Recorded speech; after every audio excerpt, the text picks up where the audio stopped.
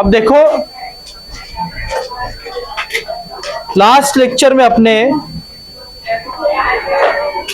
हमने अच्छे से समझ लिया है कि वर्ड प्रॉब्लम में करना क्या होता है। एक बार समराइज करके बता दूं फिर भी मैं आपको।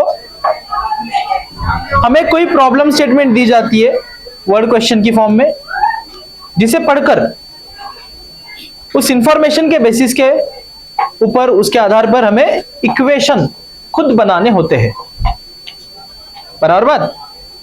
तो वो वर्ड प्रॉब्लम स्टेटमेंट जो दिया होगा वो पढ़ के अपन इक्वेशन, कौन सा equation, linear equation in two variable, खुद कंस्ट्रक्ट करते हैं कंडीशन के अकॉर्डिंग। और फिर जो दोनों इक्वेशन अपने को मिलते हैं उन्हें साइमल्टेनियसली सॉल्व करके जो भी रिस्पेक्टिव वेरिएबल जो हमने अज्यूम किया होगा उसका आंसर अपन निकालते हैं और उसको स्टेटमेंट की फॉर्म में कंक्लूड करते हैं। ये सब कुछ होता था एक क्वेश्चन को सॉल्व करने के लिए। बराबर बात। अरे यस और नो? ध्यान है सबका? डिनोमिनेटर, देख बेटा क्या बोलता है क्वेश्चन में, क्या बोला है ध्यान से सुन। बेटा ध्यान दे, मैंने बोलता है the denominator of a fraction, the denominator of a fraction is one less than twice its numerator, than twice its numerator। Okay, ये हो गया आपका पहला स्टेटमेंट, यहां तक बोल दिया। इफ वन इज एडेड, हाँ वन को ऐड किया कहां पे, दोनों में। If one is added to numerator and denominator, इस पे अब ये लाइन है, ठीक है, sorry. One is added to numerator and denominator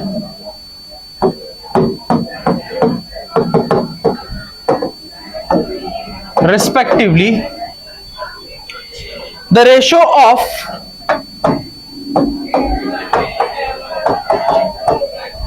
numerator, मैं n लिख रहा हूं, आप पूरा लिखना शॉर्टकट में टाइम बचाने के लिए, to denominator is 3:5। ये रेशो दिया है। बोलता है क्या करो, find the fraction, find the fraction. सब लोग क्वेश्चन देख पा रहे हो बोर्ड पे? एक बार हम रीड कर लेते अच्छे से। बहुत ही बेसिक और साधारण सवाल है। किस किस को अभी समझ आ चुका है इस मोमेंट पे? चलो समझा दूं मैं फिर आपको। देखो, बोलता है डिनोमिनेटर, अच्छा इतना समझ में आया कि ये फ्रैक्शन की बात चल रही है। अब बच्चे फ्रैक्शन में आप समझो, फ्रैक्शन में दो चीजें, ऊपर में एक नंबर होता है, नीचे में होता है, रेशो है दो चीजों का, इसको फ्रैक्शन। तो न्यूमरेटर है और डिनोमिनेटर है, बराबर बात। अपने को वो दोनों मालूम, अपने को दोनों मालूम। तो जो चीज फाइंड, मोस्टली आप देखो मैंने बोला था आपको, मोस्टली जो चीज फाइंड करने के लिए बोला जाता है वही आपके वेरिएबल्स बनते हैं। फाइंड द फ्रैक्शन बोला, तो फ्रैक्शन मतलब क्या फाइंड करोगे भैया, न्यूमरेटर और डिनोमिनेटर फाइंड करोगे ना, तभी उसको ऐसे लिख पाओगे ना, जो भी नंबर होगा। अरे sir this upon this fraction की तरह, मतलब ये आपके बनेंगे दो वेरिएबल्स। क्या हम इन न्यूमरेटर डिनोमिनेटर को x और y मान सकते हैं? यही आपके दो वेरिएबल्स बनेंगे। अरे यस और no?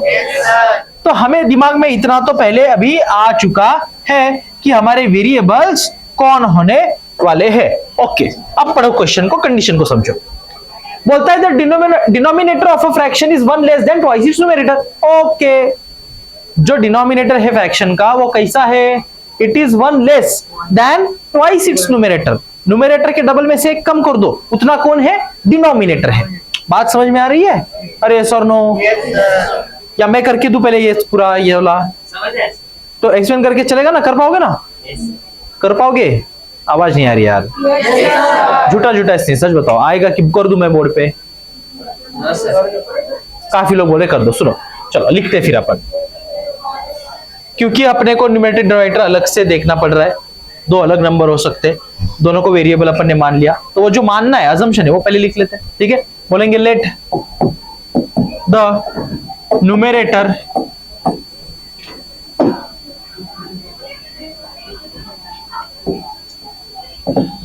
be x and denominator be y। चलेगा? तो इस हिसाब से अपना फ्रैक्शन कैसे दिखेगा? या बाजू में करके दिखेगा, फ्रैक्शन कैसे दिखेगा? x अपन y दिखेगा। अरे यस और नो? क्योंकि न्यूमरेटर को अपन ने क्या मान लिया और डिनोमिनेटर को, चलेगा? अब अकॉर्डिंग टू, बोलो क्या लिखते हैं अपन? According to first condition, according to first condition. बोलो फर्स्ट कंडीशन क्या है? The denominator of a fraction is, denominator की बात की जा रही है, किसकी? बोले तो y बोल सकते हैं इज इक्वल टू, क्योंकि denominator of a fraction is बोला है, मतलब इसके बारे में बताया जा रहा है कि भैया y इज इक्वल टू क्या? Is what one less, one से कम है भैया, वन लेस है, वन माइनस हो रहा है, लेकिन किसमें one less than twice its numerator. Numerator कौन है? x है। One less than twice its numerator. आ रहा है समझ? सो डिनोमिनेटर यानी कि y, डिनोमिनेटर वहां पे देखने का फ्रैक्शन में x अपन y ना, क्या बोला भैया? Denominator of a fraction is one less than twice its numerator. बन गया इक्वेशन। अरे यस और नो? बस अब इसको सीधा करके लिखना है। क्या करके लिखना है? बोले तो जनरल फॉर्म में डालना है। अरे यस और नो? तो अपन करते हैं, फिर क्या करेंगे अपन? बोलेंगे -2x plus Y is equal to -1, सारे साइन पलटी मार देंगे, बोलेंगे 2x minus Y is equal to 1। चलेगा? और ये हो गया अपना इक्वेशन नंबर। इस तरीके से पहला इक्वेशन आ गया, बस पहली लाइन पढ़ करके, यानी कि पहली कंडीशन पढ़ करके। अब सेकंड कंडीशन को समझो, उसमें क्या बताया जा रहा है, आगे यहां से रीड करेंगे अब। अरे यस और नो? तो बोला इफ, अगर if one is added to numerator and denominator respectively, अगर इस न्यूमरेटर में भी और डिनोमिनेटर में भी क्या कर दिया जाए? +1, मतलब 1 ऐड कर दिया जाए, है ना? मतलब ये ऐसा और ये भी ऐसा, है कि नहीं? तो बोलते तब क्या होगा? तब क्या होगा? The ratio of the numerator to denominator is 3:5। बोला ऐसे? अच्छा ठीक है। बोला अकॉर्डिंग टू, बोलो भैया क्या? Second condition. According to second condition क्या लिखेंगे? द रेशियो, क्या देख बेटा, रेशियो की फॉर्म में आ रहा है सेकंड कंडीशन। बोलते क्या? One is added to numerator and denominator respectively, मतलब x प्लस 1 हो गया और y प्लस भी 1 हो गया। एक्चुअल में x अपन y था ना, न्यूमरेटर डिनोमिनेटर, इसमें भी 1 ऐड किया, न्यूमरेटर में भी और डिनोमिनेटर में भी 1 ऐड किया, बराबर बात। तब इनका जो रेशियो है दिस इज टू दिस, ये कितना आया? या आया 3:5, यानी कि 3/5। अरे यस और नो? आता है बेटा समझ? अरे ये इंपॉर्टेंट है, ध्यान दे बेटा, मैंने बोला। तो यहाँ पे रेशियो ऐसा बन गया, when numerator and denominator are both added with 1 the ratio is raised to 5। बोल दिया, लिख दिया, कोई बुरी बात। अब इसको थोड़ा अपन सुधार के लिखेंगे, इक्वेशन बनना चाहिए ना। बोला क्या करेंगे? हवन करेंगे? नहीं भैया, इज इक्वल टू है बीच में दो फ्रैक्शन के, है ना? तो क्या करोगे? Cross multiplication. क्या करोगे? तो बोलो फिर ये 5 पूरे इस ब्रैकेट को मल्टीप्लाई होगा, यानी कि 5 इंटू ये x प्लस 1 पूरा, बीच में इज इक्वल टू है, फिर 3 इंटू ये y प्लस 1 पूरा। आ रहा है बेटा समझ? क्या ऐसे चलेगा? अरे यस और नो? अब इसको थोड़ा सुधारते हैं, और 5 इंटू एक्स 5x, 5 इंटू +1 +5, ये हो गया। इसको बोलते हैं डिस्ट्रीब्यूटिव प्रॉपर्टी। ब्रैकेट के अंदर सब एलिमेंट को मल्टीप्लाई कर दिया। ओके, हाँ, हर बच्चा ध्यान दे रहा है? हाँ, तो इधर बोल बेटा इज इक्वल टू के बाद 3 इंटू वाई 3y, 3 इंटू +1 +3। आता है समझ? अब क्या करेंगे? सिंप्लीफाई करेंगे, इसको थोड़ा और रीअरेंज करेंगे टर्म्स को, ताकि ये इसके जनरल फॉर्म में दिख जाए। तो वाला 5x की टर्म इधर है, इधर ही रहने देते, कोई बुरी बात नहीं। ये 3y इस तरफ, इसको इक्वेशन के इस तरफ लाएंगे, इज इक्वल टू के इस साइन के इस तरफ लाएंगे, क्या होगा? -3y। ये +3 इज इक्वल टू के इस पार पड़ा है, पड़े रहने दो, +5 उधर लेके जाएंगे -5। आता है समझ? यहाँ तक कोई टेंशन? सबको समझ में आया? देख बेटा 5x - 3y ऐसे ही रहेगा, इसका कोई अपने को और आगे स्टेप नहीं बढ़ानी है, इसको ऐसे ही रख सकते हैं। ओके, इज इक्वल टू के पार आपको जो दिख रहा है 3 - 5, इसका आंसर आ जाएगा -2। क्या इक्वेशन बन चुका है? देखो ना, बन चुका है। अरे यस और नो? बन गया है कि नहीं? तो हमें तो यही चाहिए था ना, ax plus B Y is equal to C. आ गया, ये हम बोलेंगे इक्वेशन नंबर, क्या बोलेंगे, क्या बोलेंगे, आ रहा है समझ? Write down. यस बच्चों, मतलब x 5 मिला, y अच्छा, तो 5/9 इज अ फ्रैक्शन। सबका आया? फाइनल आंसर सेंटेंस में कंक्लूड किया? और एक दे दूं? जल्दी जल्दी डिक्टेट करूं, लिख लोगे? क्या लिख दूं बोर्ड पे?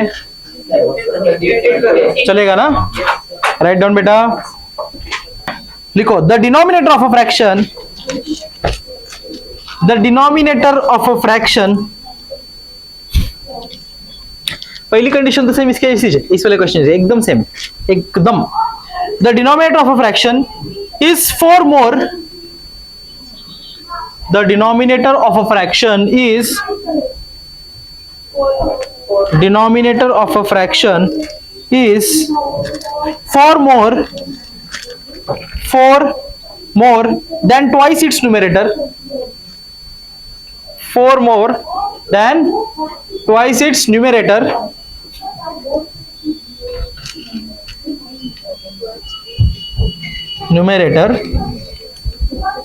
लिखा? Full stop. denominator becomes denominator becomes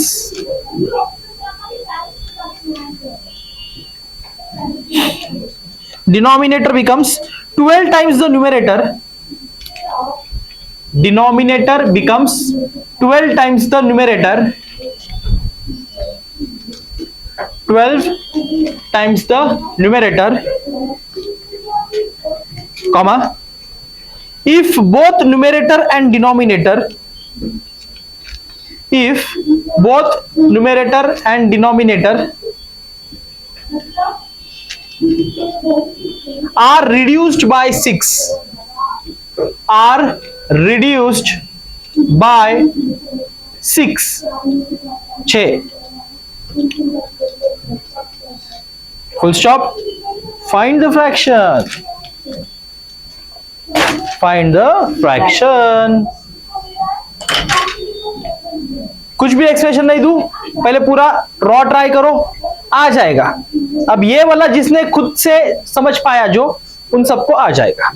चलो, इतना भी मुश्किल नहीं है, ठीक है बच्चों। बाकी ये क्वेश्चन आप करो होमवर्क में। आज के लेक्चर में यहीं पे रुकते हैं। ऑलराइट बच्चों, that's for today, see you in the next session. Thank you so much, good bye, all the very best.